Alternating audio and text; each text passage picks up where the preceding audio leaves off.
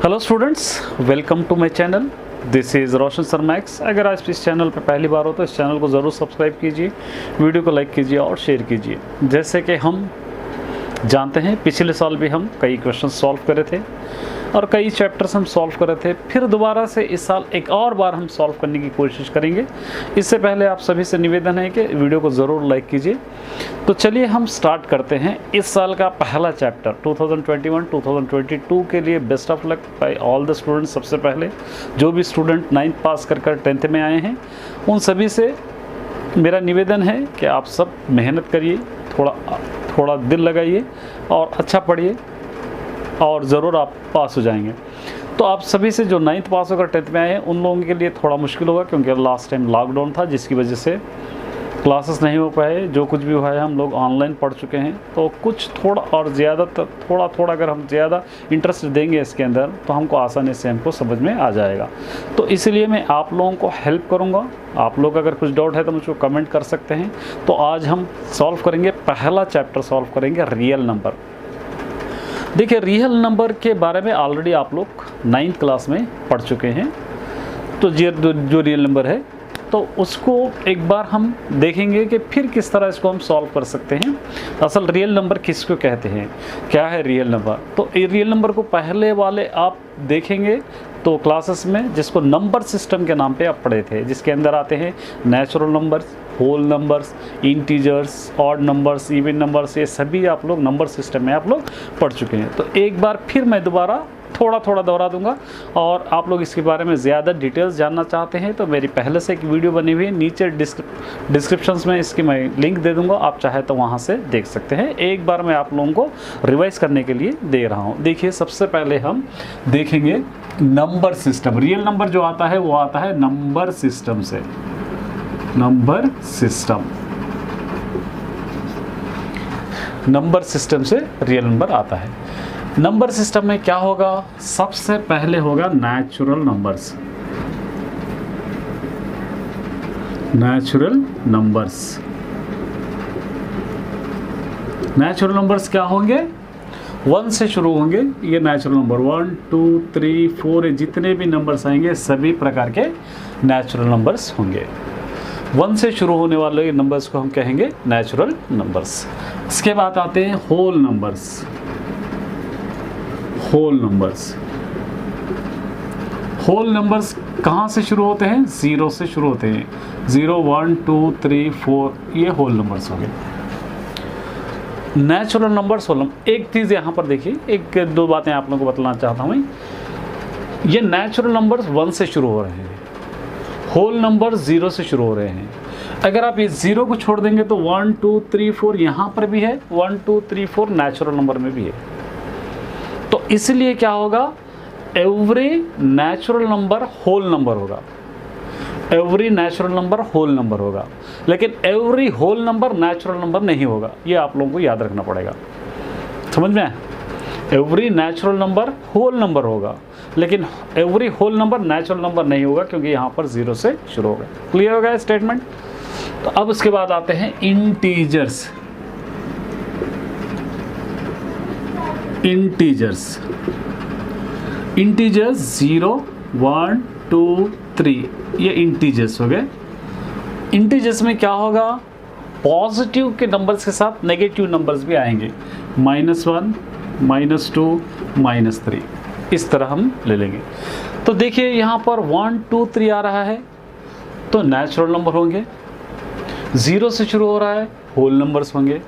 तब क्या होगा, इंटीजर्स क्या होगा, नेचुरल नंबर्स भी होंगे और होल नंबर्स भी होंगे, वही इंटीजर्स भी होंगे। इसको हम दो नेम दे देंगे।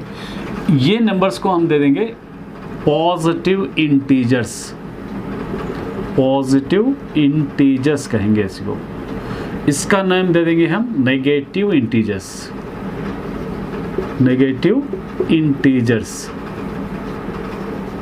अच्छी तरह आप लोग नोट्स में लिख लीजिए, बहुत इंपॉर्टेंट थिंग है आप लोगों को, ताकि आसानी हो। ये पॉजिटिव इंटीजर्स है या नेगेटिव इंटीजर्स है। अब इसके बाद आता है रैशनल नंबर।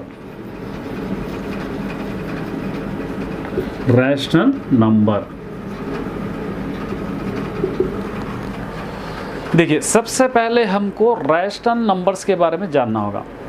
रैशनल नंबर किसको कहते हैं? वो नंबर जो न्यूमरेटर भी आए, उसके अंदर डिनोमिनेटर भी आए, उसको हम कहते हैं रैशनल नंबर। कौन से नंबर को कहते हैं हम रैशनल नंबर? जिसका न्यूमरेटर भी हो, डिनोमिनेटर भी हो। इसलिए हम इसको लिखते हैं p/q लिखते हैं। p/q कोई भी एक फॉर्म, सपोज 0 है, ये पॉजिटिव रैशनल नंबर है 0/1, लेकिन यहाँ पर p/q इसके साथ साथ q नॉट इक्वल टू 0 भी लिखना चाहिए। q नॉट इक्वल टू भी 0, क्योंकि डिनोमिनेटर में कभी भी 0 नहीं आना चाहिए। क्यों नहीं आना चाहिए मैं आप लोगों को बतलाऊंगा। ये देखिए, पहले q नॉट इक्वल टू 0, इसको हम कहते हैं रेशनल नंबर। और रेशनल नंबर उस नंबर को भी कहते हैं जिसका परफेक्ट स्क्वायर आ जाए। जैसा 1 √1 का स्क्वायर रूट होगा 1, 4 का स्क्वायर रूट होगा 2, उसी तरह 9 का स्क्वायर रूट होगा 3, 16 का स्क्वायर रूट होगा 4। उस नंबर को भी हम कहेंगे रेशनल नंबर्स। तो अभी हम क्या करेंगे? रेशनल नंबर जो कोई भी नंबर न्यूमरेटर और डिनोमिनेटर के फॉर्म में आए, उसको हम कहेंगे rational number. For example 0 rational number है या नहीं है? यस है। इसको हम 0/1 लिख सकते हैं। लेकिन 1/0 लिखेंगे, इस तरह नहीं लिखना चाहिए। इस तरह के नंबर्स अनडिफाइंड होते हैं। क्या होते हैं? अनडिफाइंड। इसको हम फाइंड आउट नहीं कर सकते। किस तरह? अब एक एग्जांपल बताऊंगा। अब ये 2 है, ये 2 को हम 0 से डिवाइड करना है। तो 2 को 2 के बराबर बनाने के लिए यहाँ पर कौन सा नंबर लेना पड़ेगा 0 के लिए? अब सपोज मैं यहाँ पर 2 ले रहा हूँ, 0 × 2 0 हो गया, 2 हो जाएगा। अगर मैं यहाँ पर अगर इसको छुपा के कह रहा हूँ, बताइए यहाँ पर कौन सा नंबर है? नहीं बता सकते, क्योंकि कोई भी नंबर से अगर आप मल्टीप्लाई करेंगे तो आंसर 0 ही आएगा। तो इसीलिए एनी नंबर बाई 0, सिर्फ 1 के नीचे 0 नहीं, कोई भी नंबर के नीचे अगर आप 0 लेंगे, any number by 0 is called undefined number. ये आपको याद रखना होगा। चाहे 1/0 हो, चाहे 100/0 हो, चाहे 1000/0 हो, कोई भी नंबर के नीचे 0 आएगा, वो होगा अनडिफाइंड नंबर। ये हो गया। अब उसी तरह 2 रेशनल नंबर है क्या नहीं है? हाँ है। इसको हम 2/1 लिख सकते हैं, ये p/q फॉर्म हो गया। 3 रेशनल नंबर है, इसको हम 3/1 लिख सकते हैं, ये हो गया।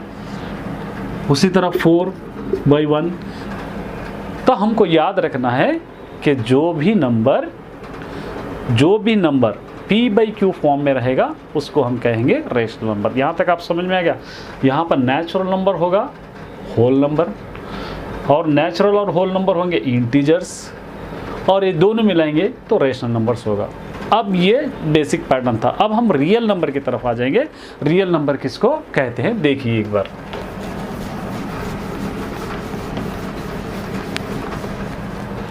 अब हम आएंगे ए नंबर सिस्टम में। नंबर सिस्टम अच्छी तरह याद रखना, अच्छा सीखिए। बेसिक कॉन्सेप्ट अगर ये समझ में आ जाएंगे तो चैप्टर आपको आसानी से समझ में आ जाएगा। ये बेसिक कॉन्सेप्ट याद नहीं रखेंगे, चैप्टर समझ में नहीं आए। नंबर सिस्टम में हम क्या पढ़े? पहला नेचुरल नंबर्स पढ़े हैं, उसी तरह होल नंबर्स पढ़े हैं, उसी तरह इंटीजर्स पढ़े हैं, रेशनल नंबर्स। उसके बाद आता है रियल नंबर। उसके बाद आता है रियल नंबर। रियल नंबर किसको कहते हैं? ये रियल नंबर होता है रेशनल नंबर्स, रेशनल नंबर्स और इर्रेशनल नंबर्स। इर्रेशनल नंबर्स जिसके अंदर रेशनल नंबर और इर्रेशनल नंबर आते हैं, उसी को कहते हैं हम रेशनल नंबर। अभी रेशनल नंबर के बारे में हम अभी पढ़ चुके हैं। इसके अंदर क्या था? p/q फॉर्म था, q नॉट इक्वल टू 0 हम पढ़ चुके हैं। जो भी नंबर न्यूमरेटर और डिनोमिनेटर में होगा, उस नंबर को कहेंगे हम रेशनल नंबर, और जिसका डिवाइड बाई 0 नहीं आना चाहिए। जिस भी नंबर के अंदर 0 आ रहा है, उसको हम कहेंगे अनडिफाइंड नंबर। अब उसी तरह यहाँ पर और 2 चीज़ें निकलते हैं। एक होगा terminating decimal. Terminating decimal rational number में क्या होगा? टर्मिनेटिंग डेसिमल, जिसका आंसर भी 0 आ जाएगा डिवाइड करने पर, उसको हम कहेंगे टर्मिनेटिंग डेसिमल। एक और आ जाएगा non terminating decimal. Non terminating terminating repeating decimal, repeating decimal, ये दो चीज़ें इसके अंदर आ जाएंगे रेशनल नंबर। क्योंकि अभी हमको 10th क्लास में रेशनल और इरेशनल दो ही नंबर्स हमको यहाँ पर दिखे हुए। तो यहाँ पर क्या हो गया, terminating, non terminating decimal. Irrational number, इसके अंदर आपको समझना है जो भी नंबर p/q के फॉर्म में नहीं होगा उसको कहेंगे हम इरेशनल नंबर। तो सबसे पहले इसके अंदर लिखेंगे एक ऐसा नंबर जो टर्मिनेट भी ना हो और रिपीट भी ना हो, उसको हम कहेंगे इरेशनल नंबर। समझ जाए, एक ऐसा नंबर जो टर्मिनेट भी ना हो, टर्मिनेटिंग भी ना हो और रिपीट भी ना हो। फॉर एग्जांपल 1.01, 001, 0001, 00001, इस तरह ये नंबर्स, ये टर्मिनेट भी नहीं हो रहे, टर्मिनेटिंग भी नहीं हो रहा और रिपीट भी नहीं हो रहा, ऐसे नंबर्स को हम कहेंगे इरेशनल नंबर। एक और यहाँ पर ले लेंगे, इरेशनल नंबर उस वाले नंबर्स को कहते हैं जिसका परफेक्ट स्क्वायर ना हो, जैसे 2, 3, 5, ये पूरे जिसका परफेक्ट स्क्वायर ना हो उसी को भी हम क्या कहते हैं, इरेशनल नंबर कहते हैं। एक और देखेंगे जिसका क्यूब भी ना हो, क्यूब रूट, जैसा क्यूब रूट ऑफ 8 अगर लिख रहे हैं आप, 8 का एलसीएम ले लिए, 2 4 ज़ा 8, 2 2 ज़ा 4, 2 1 ज़ा 2, 8 पावर ऑफ, इसको आप लिख सकते हैं 1/3, ये 2 पावर ऑफ 3 हो जाएगा, ये 1/3, 3 3 कैंसिल हो जाएगा, 2, ये नहीं होगा। तो जिसका क्यूब रूट नहीं होगा तो हम क्या लेंगे, इसको हम ले लेंगे 5, 10, ये नंबर्स भी क्या हो जाएंगे, इरेशनल नंबर हो जाएंगे। एक और लेंगे, हम ले लेंगे पाई, ये भी क्या होगा, इरेशनल नंबर होगा। समझ में दोनों चीज़ें कि रेशनल और इरेशनल के अंदर। अब हम देखेंगे रेशनल या इरेशनल के अंदर कौन से नंबर्स होते हैं। इसके लिए हम एक स्टेटमेंट करेंगे, डिविजिबिलिटी स्टेटमेंट करेंगे।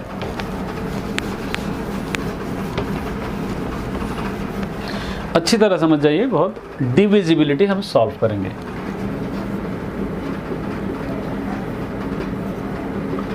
डिविजिबिलिटी देखिए, डिविजिबिलिटी क्या होती है। अब सपोज एक 2 है, इसको 2 को 2 से डिवाइड कर रहे हैं, 2 1 ज़ा 2, ये क्या हो जाएगा 0। 3 को आप 2 से डिवाइड कर रहे,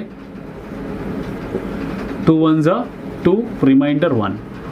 उसी तरह अगर आप 4 से डिवाइड कर रहे, 2 2 ज़ा 4, माइनस करेंगे 0।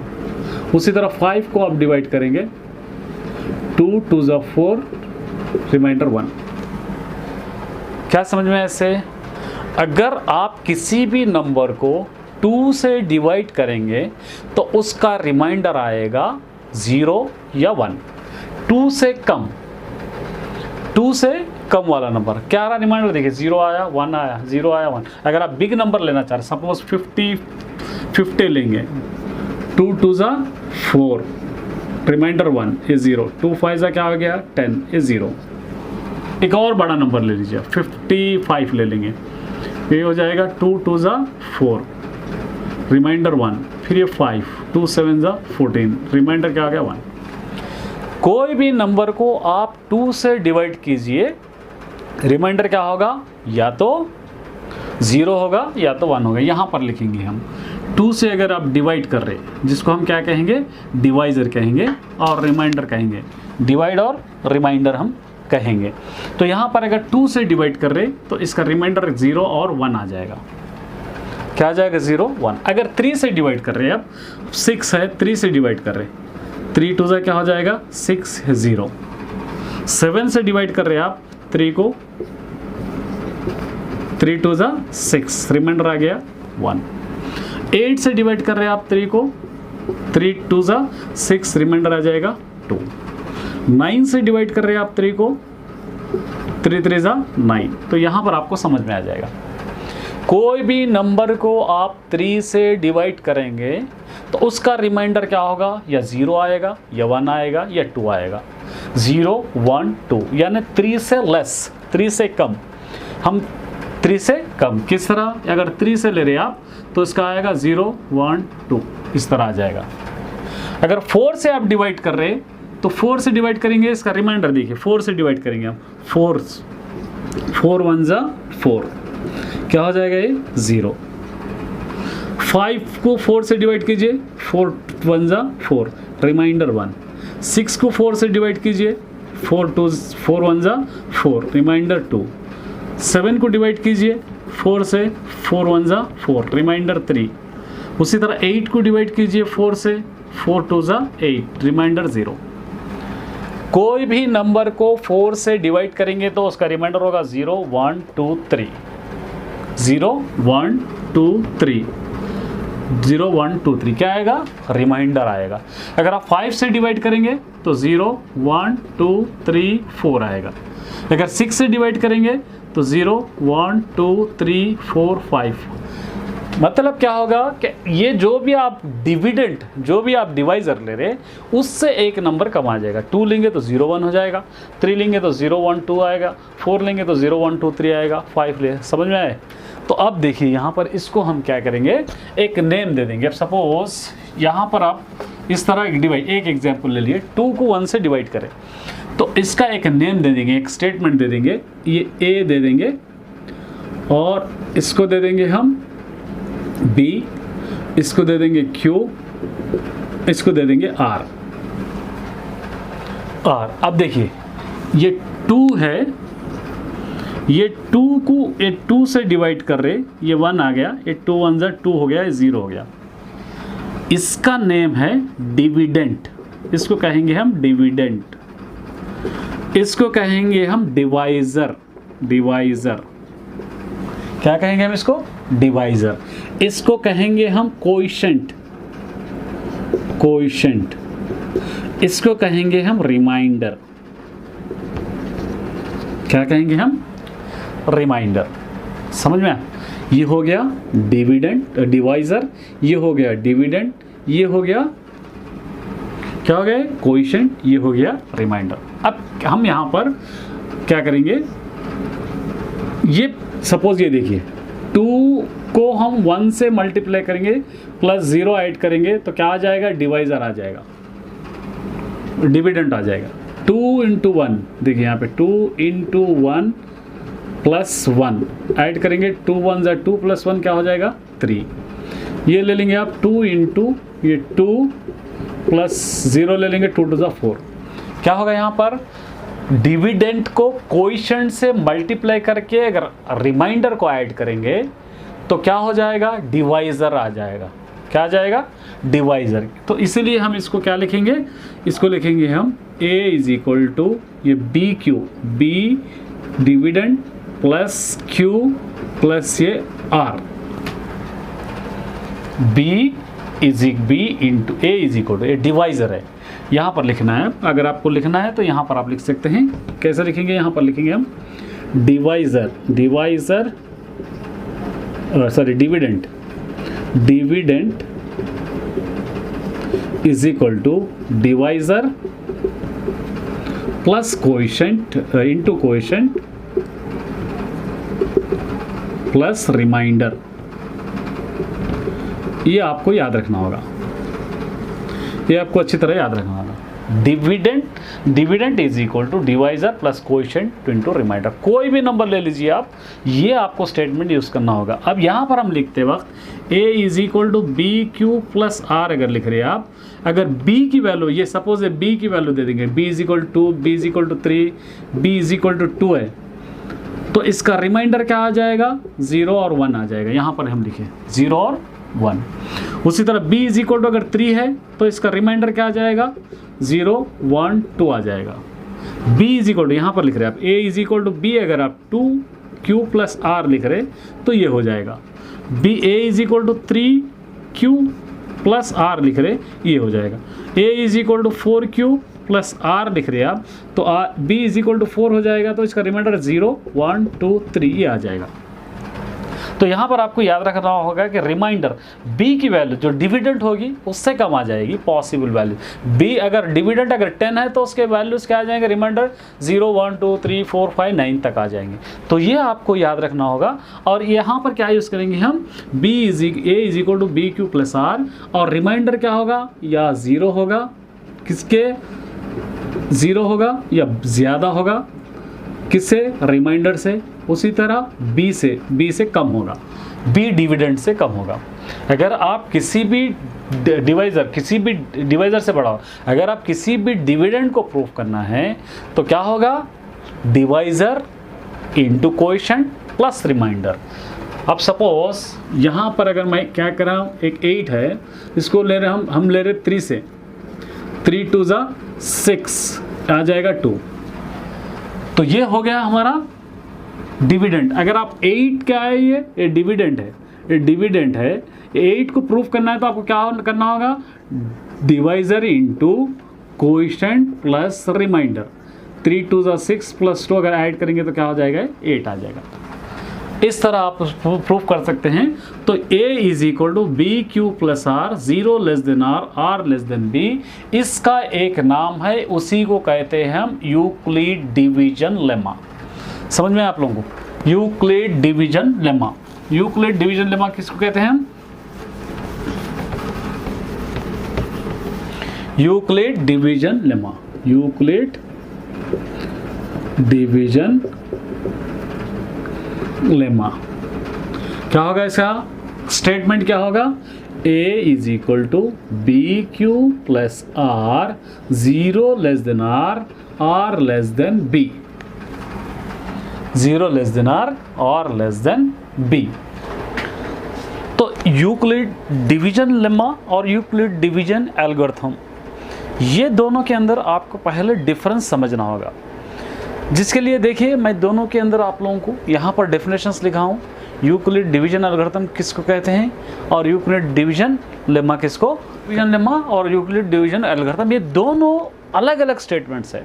देखिए यहाँ पर अगर आप देखेंगे तो आपको समझ में आ जाएगा। Euclid division algorithm, an algorithm is a series of well-defined steps which gives a procedure for solving a type of question।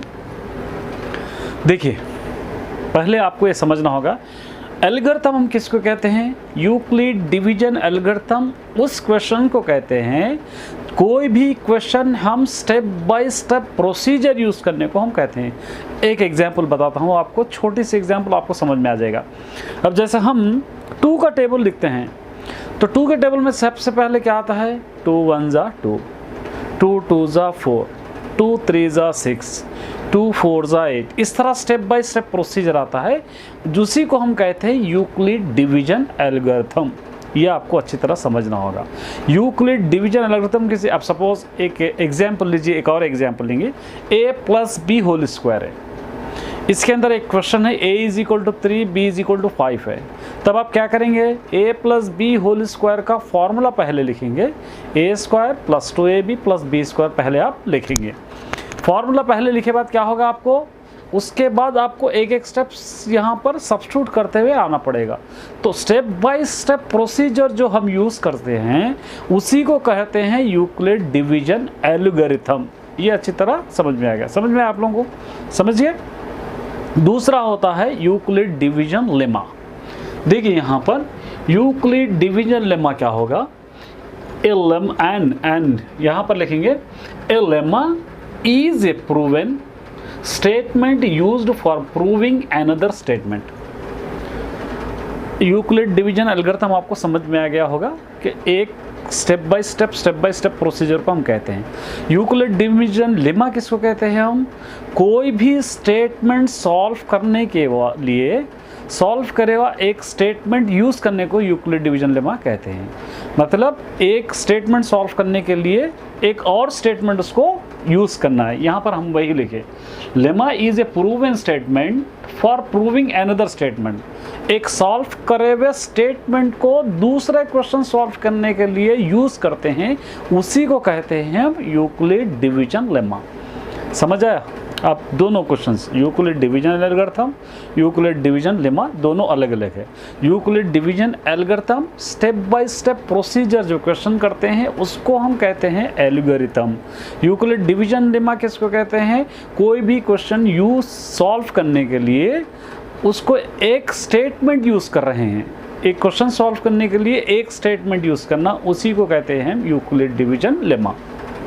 अब देखिए उसके बाद एक थ्योरम है हमारे पास, given positive integer a and b there exist unique integer q and r satisfying a is equal to b q plus r, 0 less than r less than b। ये already हम पहले पढ़ चुके हैं। तो स्टेटमेंट क्या होगा, यूक्लिड डिवीजन लेमा का स्टेटमेंट क्या होगा, a को हम क्या कहेंगे, डिविडेंड कहेंगे, पहले पढ़ चुके हैं। Is equal to b q plus r, b क्या हो जाएगा, डिवाइजर हो जाएगा, क्यू क्या होगा, कोएफिशिएंट होगा, आर क्या होगा, रिमाइंडर होगा। और b की जो वैल्यू होगी वो क्या होगी, 0 के बराबर होगी या 0 से ज़्यादा होगी। उसी तरह b की वैल्यू क्या होगी, यहाँ पर b की वैल्यू r से बड़ी होगी, रिमाइंडर से बड़ी होगी। b की वैल्यू क्या 0, ये r की वैल्यू 0 होगी या उससे बड़ी होगी, और b की वैल्यू क्या होगी, r से बराबर होगी। मैं ऑलरेडी इसको इससे पहले मैं आप लोगों को अच्छी तरह समझा सकूं। अब समझ में आ गया किस तरह इसको हम सॉल्व कर सकते हैं। तो ये दो स्टेटमेंट हमको रियल नंबर में यूज़ होने वाले ज़्यादातर है।